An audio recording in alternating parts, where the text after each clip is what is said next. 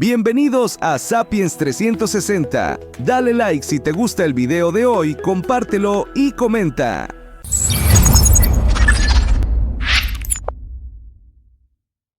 A Rosa María e Inmaculada. Y a su madre, Carmen. A Yago y a Gonzalo por las horas robadas.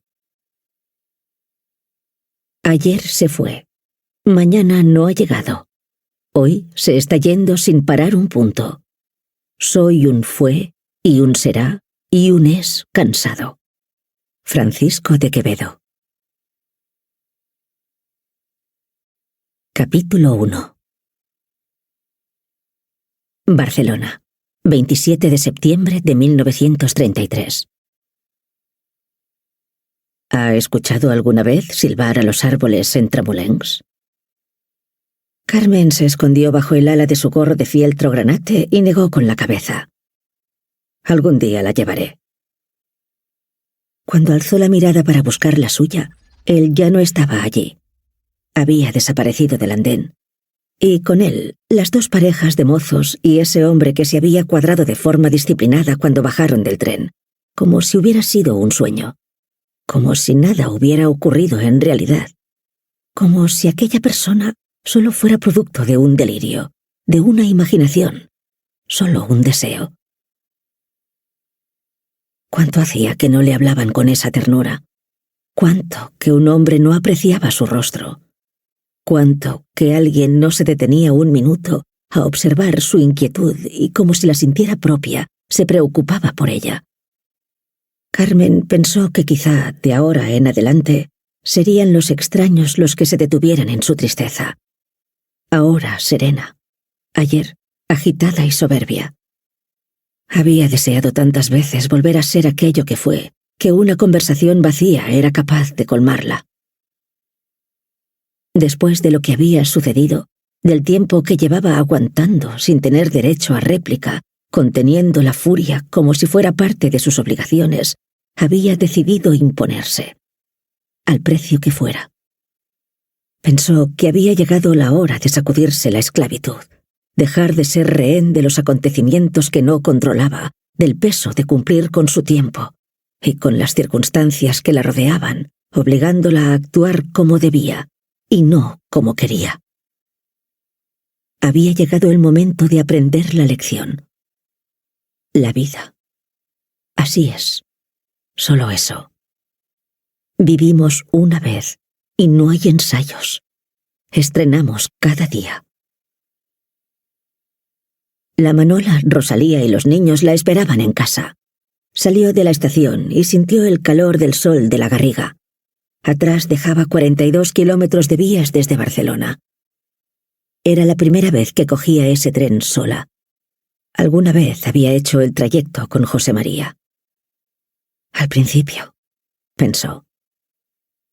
Al principio de todo, su marido José María Escardó viajaba con ella y pasaba a su lado los meses de verano en Villa María, la imponente casa palaciega propiedad de los Puig, una familia de industriales barceloneses a quienes se la alquilaban durante todo el año. En origen la rentaba tía Esther, la soltera de la familia y a la que unos y otros fueron mejorando en sus testamentos para evitar que la soledad a la que había sido condenada la pillara desprovista de bienes. Tía Esther siempre había sentido predilección por su sobrino médico José María. Era, sin duda, una predilección interesada. Hasta el final de sus días, José María le tomó el pulso cada mañana y cada noche, y le surtió de medicamentos a domicilio, que de tanto decirle que obrarían el milagro de la inmortalidad, la buena de tía Esther nunca llegó a saber que se había muerto. Una mañana, sin haber dado señales previas de enfermedad, tía Esther no despertó. Fue José María quien la encontró en la cama sin vida. El médico nunca se lo perdonó, ni a sí mismo ni a la criada que no tuvo el acierto de reparar en lo tarde que se le había hecho a la señora. La familia tampoco le preguntó si había advertido algún signo inequívoco del acecho de la muerte, porque, la verdad sea dicha, la vieja no dio señales. Hasta la última noche, tía Esther se había comportado igual que siempre. Cenó una sopa de gallina y una tortilla a la francesa. Bebió un vaso de leche y tomó sus pastillas. José María certificó que el pulso era correcto y se despidió de ella con el mismo ritual, que consistía en colocarle una manta sobre las piernas, un cojín detrás de los riñones y un libro en las manos. Cuando leyeron el testamento de tía Esther, José María sintió algo de pudor al comprobar que había ordenado entregarle el dinero en efectivo que resultara de multiplicar el precio del alquiler de Villa María durante los siguientes 20 años de vida de su sobrino. El pudor le duró apenas unos días, el tiempo que tardó en recomponerse de la muerte de tía Esther y en recibir la suculenta cantidad que aseguraba sus veraneos en aquella torre de principios del siglo XX de casi 2.000 metros cuadrados de terreno. Al poco de todo esto, Carmen pasó a ser señora de Ascardó y nueva inquilina de Villa María. Casi se cae de espaldas al descubrir la majestuosidad de cada una de las estancias de la vivienda. Ni en sueños habría podido imaginar algo igual. O no, al menos en los primeros sueños de su matrimonio con aquel joven médico que empezaba a hacer cartera de pacientes en la Barcelona de finales de los años 20 y que enseguida se dio a conocer entre la burguesía catalana que depositó en él toda su confianza. Tampoco pasó mucho tiempo hasta que la pareja se mudó al número 253 de Rosellón, Principal Segundo, entre Paseo de Gracia y Rambla de Cataluña. La vivienda era tan grande que pudieron dedicar una zona amplia y luminosa a la consulta, otra a la sala de espera y a la de reconocimiento, y otra más para el ayudante, Conrado, un joven licenciado que aprendió allí más que en toda su vida. José María era un brillante observador con un ojo clínico elogiado por sus pacientes. Lo de tía Esther había sido una excepción que confirmaba la regla. Sabía distinguir a la legua al enfermo del enfermo imaginario que vivía instalado en el dolor, sin saber que lo que realmente necesitaba era una caricia. José María, pese a la bravura de su carácter, las dispensaba con una ternura que Carmen empezó a echar en falta al poco de nacer sus hijos. Entonces, su cuerpo, su rostro, su cuello, se convirtieron en territorios abandonados por las manos de José María. De eso habían pasado ya años.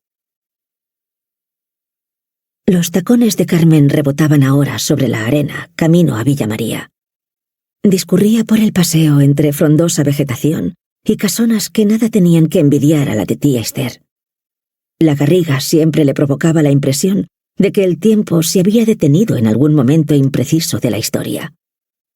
Carmen la prefería a Barcelona. Le gustaba su silencio en las noches de verano, el sonido de los grillos, el olor de los prados, el cántico armónico de las aves. El pueblo acababa de celebrar la fiesta de la Virgen de la Mercè, que marcaba el fin del verano. Muchas de las casas, propiedad de familias de pomposo apellido, habían cerrado ya sus puertas hasta el año siguiente. Cada mes de septiembre se repetían las idas y venidas. De los de siempre que se marchaban devolviendo a las calles de la Garriga su cadencia y una calma que aquel día a Carmen le pareció impostada.